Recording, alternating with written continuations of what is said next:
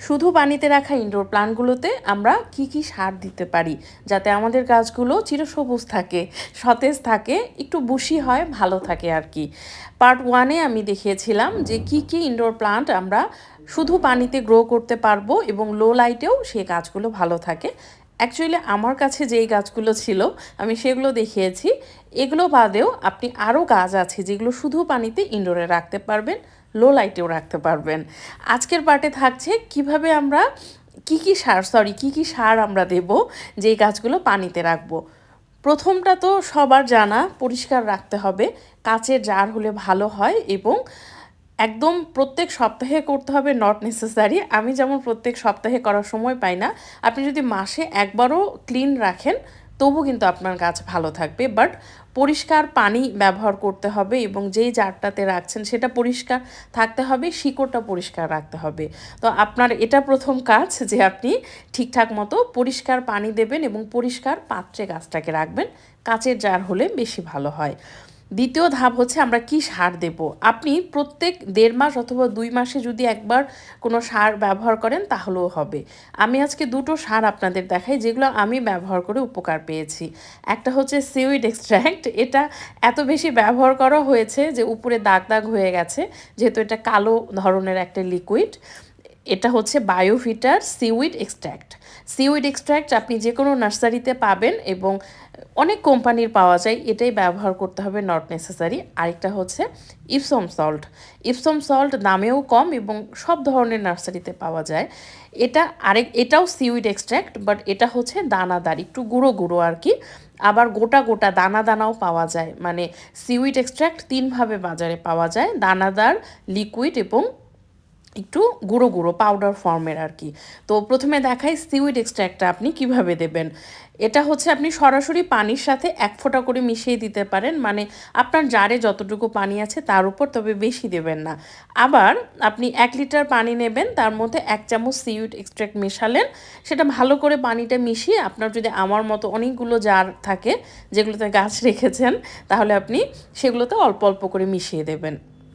সরাসরিও দিতে পারেন, এভাবেও দিতে পারেন, যেটা আপনার কাছে সুবিধা। বাট 1 লিটারে 1 চামচের মতো আমরা ব্যবহার করব। সেই হিসেবে প্রত্যেক জারে 1 ফোঁটা করে দিলেই যথেষ্ট, বেশি কিন্তু দেয়া যাবে না। বেশি দিলে অনেক উপকার হবে এরকম কিছু না। তবে সিউইড এক্সট্র্যাক্ট কিন্তু নিরাপদ। সিউইড এক্সট্র্যাক্ট নিয়ে বিস্তারিত ভিডিও দেয়া আছে, আপনার কনফিউশন থাকলে ভিডিওটা দেখলে আশা করি উপকৃত হবেন। আরেকটা হচ্ছে যেটা বললাম যে আপনি সরাসরি দিতে পারেন।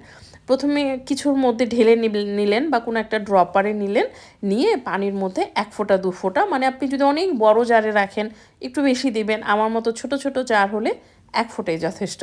তাহলে এই হচ্ছে সিউইড এক্সট্র্যাক্ট। এটা আপনি 1.5 মাস বা 2 মাসে একবার ব্যবহার করলেই যথেষ্ট। একদম প্রত্যেক সপ্তাহে দিতে হবে এরকম কিছু না। মাসে একবারও দিতে পারেন, 1.5 মাসে একবার, 2 মাসে একবার, মানে যেভাবে আপনি একটা রুটিন বানাচ্ছেন সেভাবে আপনার কাজ ইউজড হয়ে যাবে। এটাও সিউইড এক্সট্র্যাক্ট। এটা হচ্ছে দানাদার। দানাদার বলতে সামান্য গুঁড়ো গুঁড়ো, মানে দানা দানা গুঁড়া আর কি। এই যে এটাও আপনি 1 চিমটি করে পানির সাথে মিশিয়ে দিতে পারেন সরাসরি, যেটাতে আপনার সুবিধা হয়। এটাও পরিমাণে কিন্তু আপনি বেশি দিতে পারবেন না, সামান্য, মানে 1 চিমটির মতো পানির সাথে মিশিয়ে দেবেন। দেখবেন কালো ধরনের একটা পানি হয়ে যাবে। এই যে এরকম দেখাই, এই যে এটা একটু বেশি হয়ে গেছে পরিমাণে, আর এজন্য খুব বেশি কালো হয়ে গেল। আরেকটু পরিমাণে কম দিতে হবে। আমার এই নখটা হচ্ছে কিছু একটা আঘাত লেগে মরে গেছে, মানে নখটা মরে যাবে আর কি। দেখেন পুরোটা কালো, এজন্য কাজ করতে সমস্যা হচ্ছে। তো এই হচ্ছে আপনি এইভাবে দানাদারটা ব্যবহার করবেন। আর একটা হচ্ছে গোটা গোটা, মানে বীজের মতো পাওয়া যায়, সেটাও হচ্ছে আপনি একটা করে দানা দিতে পারেন, এটা আপনার সুবিধা।